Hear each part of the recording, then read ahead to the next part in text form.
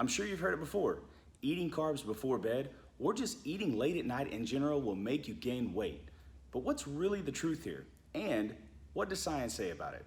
For those of you who don't know me, my name is Dustin Williams, and for the best nutrition, health, and fitness advice, make sure to subscribe to my channel and hit that little notification bell so that you're notified when I post a new video every Wednesday.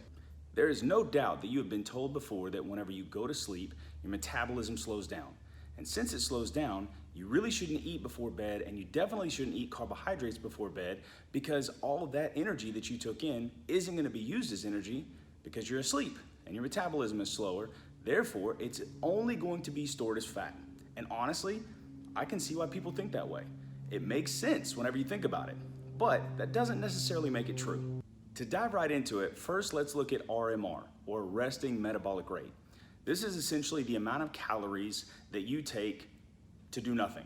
So if you just lie around all day and do absolutely nothing all day, your resting metabolic rate is the amount of calories it takes just for you to exist without any exercise or movement or fidgeting or eating or anything like that. Just to exist, resting metabolic rate is exactly that. Now, it makes complete sense that if we are asleep, our metabolism is a little bit slower. But whenever we actually dive into the research and we look at resting metabolic rate while we're awake versus while we are asleep, what the researchers have found is basically that there's not really any change in our resting metabolic rate. So we're still consuming about the same amount of calories are utilized by our body as awake while we are asleep. So our metabolism isn't actually slowing down. Now, granted, we may not be moving around, we may not be exercising, but our basal metabolic rate is staying the same during sleep. Let's look at another study that was done. It's a really interesting one. It was done on 12 obese women, and this was actually done in a metabolic ward.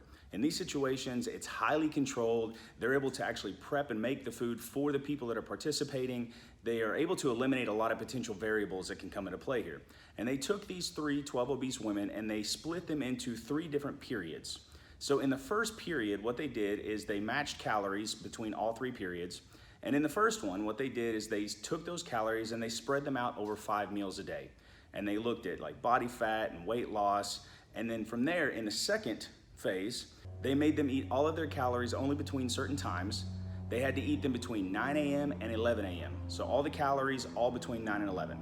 Then in the third phase, whenever they brought them back, they had to eat all of their calories between 6 p.m. and 8 p.m. So essentially what they did is they had 3 different phases. One, they spread the meals evenly. The second one, they had to eat all their calories in the morning, and then in the third period, they had to eat all their calories in the evening. And from there, when comparing weight, body fat, and fat-free mass over the 3 periods, they found that there was no statistical change. So essentially, weight loss stayed about the same whether the meals were split, whether they were done early in the morning, or if they were done late at night. And as I said before, this was in a metabolic ward study, so it's very highly controlled.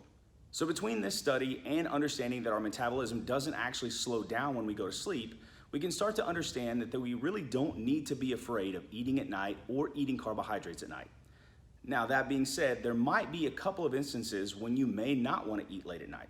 And the biggest situation here is whenever you are eating more calories because you are eating late at night than what you actually needed throughout the day. So just to give an example, let's say if you are burning on average 2,000 calories for the day, and if your plan was to eat around 2,000 calories, and then you ate late at night, causing you to eat 2,500 calories, so you had a 500 calorie excess, this is when eating at night can be a problem. It's only because it's causing you to overeat and eat more than you should. But if your goal was to eat 2,000 calories and you're burning 2,000 calories and you eat 400 or 500 calories of that at night, but still stay within the same amount that you're burning, then it's not going to be any problem. It's not going to cause any fat gain or any weight gain just because you are eating later at night. Ultimately, it's going to be the total caloric intake for the day that's going to matter most, not if you're eating them at night or if you're eating them in the morning. And if you've never tracked calories before and you don't have any idea how much you're eating, or if you have, but maybe you just need some help at getting a little bit better, I'm going to link a video down below in the description. It's going to walk you through step by step everything that you need to do and how to track your calories, your macronutrients, use an app, weigh and measure, do everything so that you can be really specific and have a good idea of exactly how much you're taking in. The bottom line here is that eating later at night or eating carbohydrates later at night will not cause you to gain fat unless that eating is causing you to eat more calories than what you needed. Now, don't misunderstand me. I'm not saying that you have to eat late at night and that you should load up with your carbs at night. I'm only saying not to be afraid of it. And if you would like a kickstart on a meal plan, I've got something for you guys. What I've done is I put together a 28-day fat loss meal plan, and I'm gonna give it to you for free. You can use this. It'll be kind of a good jump start to get you started on a diet plan, give you some ideas, some recipes, some things to follow. All you need to do is go to the link below in the description, go right to it, and download your free guide. And of course, if you enjoyed this video, I'd really appreciate it if you would smash that like button and subscribe to the channel. But otherwise, I will see you guys in the next video.